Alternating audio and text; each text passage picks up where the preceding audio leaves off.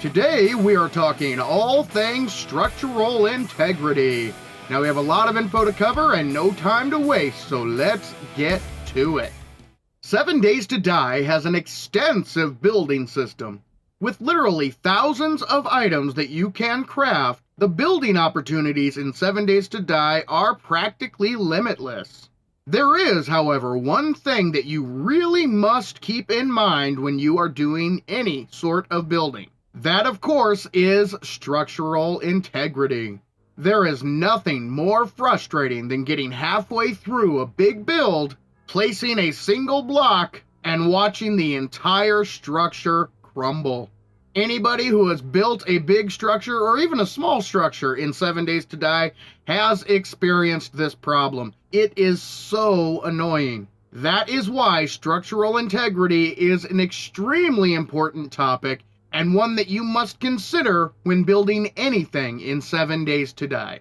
So today we're going to go through the main building blocks in 7 Days to Die and discussing the structural stability of each. But first, let's start by taking a look at a basic block. This here is your standard wood frame block. Every block in 7 Days to Die has a list of stats. We're going to use the wood frame block here as an example to go through each of these stats. The first stat is the mass of the block. This stat pretty much just tells you how much the block weighs. Next up, we have the horizontal support. This stat is arguably the most important stat that you have to keep an eye on with regards to structural integrity. What the horizontal support stat tells you is the amount of mass that block can hold before a collapse will happen. So for the wood frame block, it can hold a mass of 40. That means it can hold up to 8 wood frame blocks before it will collapse. 8 times 5 is 40. You go anything past that and your entire structure will collapse. But we will get more into that a little later in the video. I just want to explain exactly what these stats are first. So horizontal support equals the amount of mass that this particular block can hold. Next up is the hit points. This stat tells you how much damage the block can take before it is destroyed. Next up, we have vertical support. Now this stat will either say yes or it will say no. If it says yes, that means that you can build straight up onto this block all the way up to build height. If it says no, that means that it does not support blocks vertically, which means if you try to build something on top of this block, it will collapse. And the last stat is light opacity. This stat determines whether or not light can go through the block. The lower the number, the more light will go through. For instance, if we take a look at a standard wood block, you'll see the light opacity is 255. That means light cannot be seen through the wood block. So now that I've given you a rundown of what each of these stats means, the ones that we really want to focus on are the horizontal support and mass. Those are going to be the two most important. And you also want to keep an eye on the vertical support. It has to say yes. If it says no, do not try to use that as a building material because you cannot build on top of that block. But we want to take a closer look at the mass and horizontal support. Those are going to be the keys to structural integrity. There are 4 main block types in 7 Days to Die. Those types are wood, iron, flagstone, and concrete. Now, while there are many other block types that you can make, these 4 materials are going to be your primary source of building blocks. So let's head on outside and take a closer look at each of these block types. Let's start with the most basic building block in the game, and I'm talking about wood. Wood is going to be the material that you are going to get right away at the very beginning of the game. You actually need wood in order to complete the beginner quests. Wood is everywhere. Chop down trees, hit those little woody bushes. The wood frame block is one of the most useful items in the game. Not only is it used to nerd pole into buildings, or patch up holes, it is also an excellent building material because it is so cheap. It literally costs 2 pieces of wood to make a wood frame block. Wood frames upgrade to wood blocks, and wood blocks upgrade to reinforced wood blocks. Now you will notice that every single one of the wood blocks has the exact same horizontal support, as well as the same mass. That means that it doesn't matter if you are building your structure out of wood frame blocks, or if you upgrade those all the way to reinforced wood, they have the exact same horizontal support and mass. The only difference between the three blocks is the hit points, the amount of damage that they can take. Now let's take a look at the iron blocks. The iron frame block has a mass of 20 and a horizontal support of 300. With regards to structural integrity, the iron blocks actually are one of the strongest in the game. However, the iron frames can only be made in a forge. You can't handcraft them, making them a little harder to come by. The iron frame block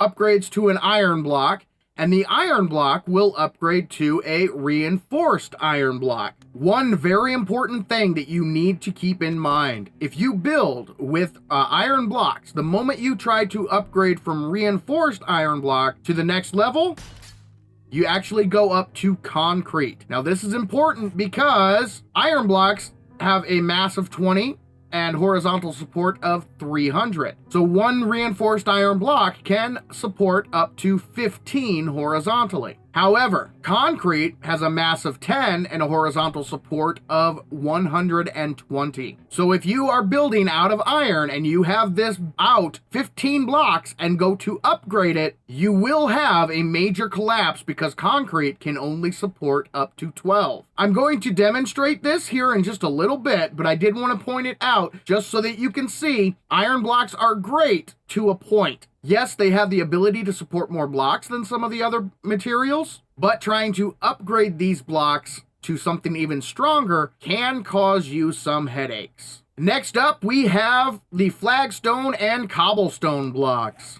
Cobblestone rocks, which are made out of stone and clay, can be crafted in your inventory, as can the flagstone blocks. You can actually build those in your inventory. You don't need a workbench or a forge or anything like that. They're one of the simplest blocks to make, and they have a mass of 10 and a horizontal support of 120, meaning that they can hold up to 12 blocks. Flagstone blocks upgrade to cobblestone blocks, which have the same mass and horizontal support. However, they do have a lot more hit points. The next basic building block is the concrete block. Concrete blocks are a little unique. You can either start with wet concrete blocks, which will dry into regular concrete, or you can start with a rebar frame, and then when upgraded, it will dry into a reinforced concrete block. All four items, the rebar frame, wet concrete block, the regular concrete block, and reinforced concrete block, have the same mass and horizontal support. Mass of 10, horizontal support of 120. That means that every single one of these blocks can support up to 12 blocks horizontally. The main difference between these four blocks is the amount of hit points they have. The rebar frame only has 50 hit points. It's very fragile indeed. The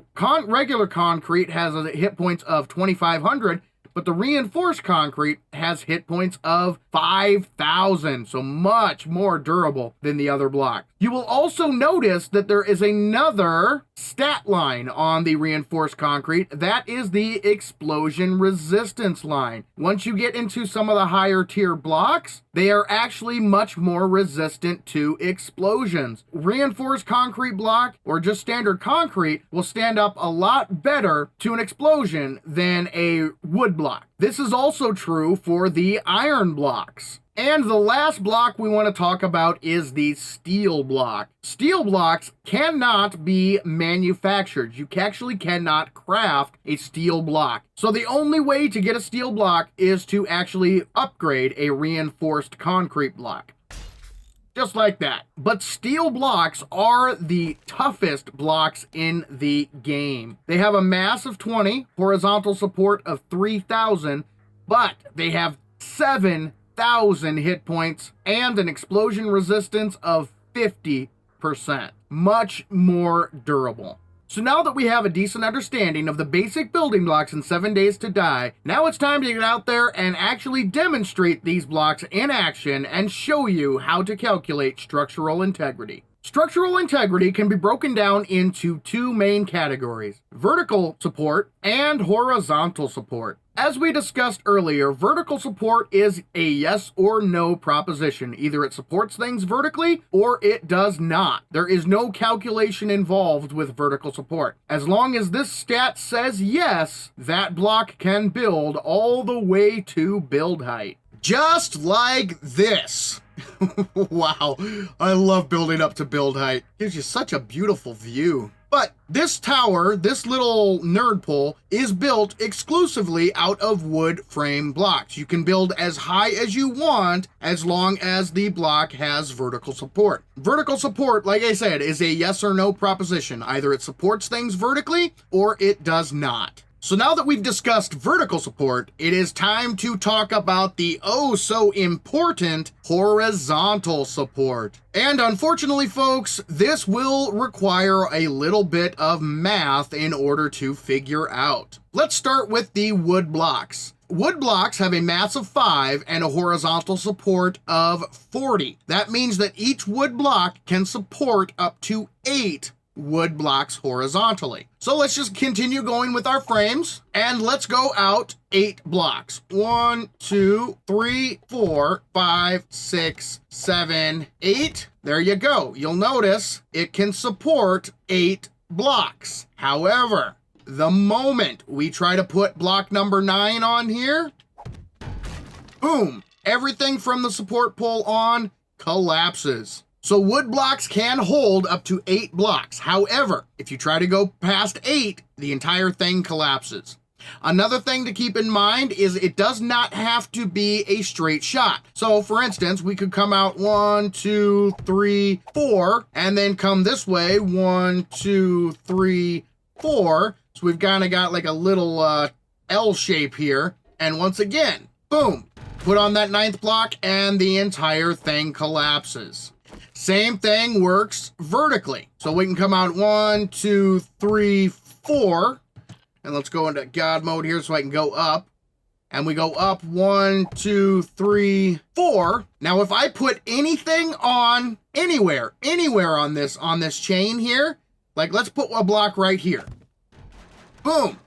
Block number 9, the whole thing collapses. And it does not matter if it is a standard wood frame, if it's a wood block or a reinforced wood block, they all have the same amount of horizontal support and mass. Thus, they can support the same amount of blocks. However, you also need to keep in mind the type of block that you are attaching to your frame here. So we've got our little wooden base here. Now let's switch over to flagstone. Flagstone has a mass of 10, meaning we can support only 4 flagstone blocks off of wood. Watch what happens when I try to add number 5. Boom.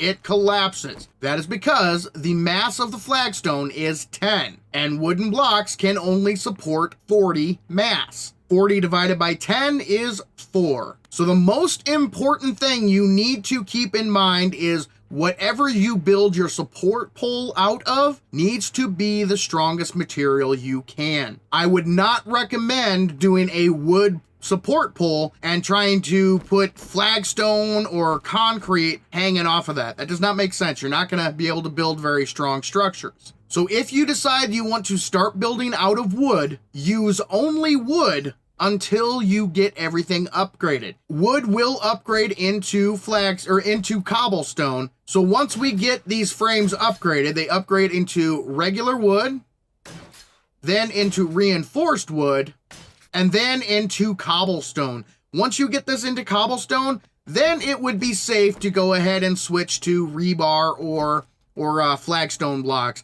Until then, if you build out of wood, stick with wood. But now let's move on to the flagstone block. Flagstone has a mass of 10 and a horizontal support of 120. That means that flagstone can hold up to 12 blocks horizontally before it will collapse. So we've got our nice little pole here. We're going to go out 1, 2, 3, 4, 5, 6, 7, 8, 9, 10, 11, and 12. There we go. So we can hold a lot more than the wood blocks can, for sure. But again, once we try to add something, block number 13 onto this bad boy, boom, it all collapses back to the support pillar. Flagstone is honestly my preferred base building block. This is the one that I usually go to in the beginning, just because the mass and horizontal support of flagstone is the exact same as it is for concrete. And you are going to want to upgrade your buildings to concrete just to give you those extra hit points and make your base a little more resilient to the zombie jerks. And once again, it does not matter which way you go out from that support structure. So we've moved out 1, 2, 3, 4, 5. Let's go one more. And then let's come over. Let's see, that was 6. There's 7, 8, 9. And then let's come back this way. 10, 11, 12. So it does not matter what shape you build, what direction you build. As soon as you place more than 12 blocks on this line here, boom, it is going to collapse up to that support pillar. So once again, in order to calculate the structural integrity of your building, you want to take the horizontal support and divide it by the mass. So 120 divided by 10 is 12. That means that each cobblestone block or each flagstone block can hold 12 blocks before collapsing. Now, let's take a look at iron blocks. These things can be very tricky. Allow me to demonstrate. Iron blocks have a horizontal support of 30 and a mass of 20, which means they can support up to 15 iron blocks. So we've got our little iron frame pillar here. Let's go out 15 blocks here. 1, 2, 3, 4, 5, 6, 7,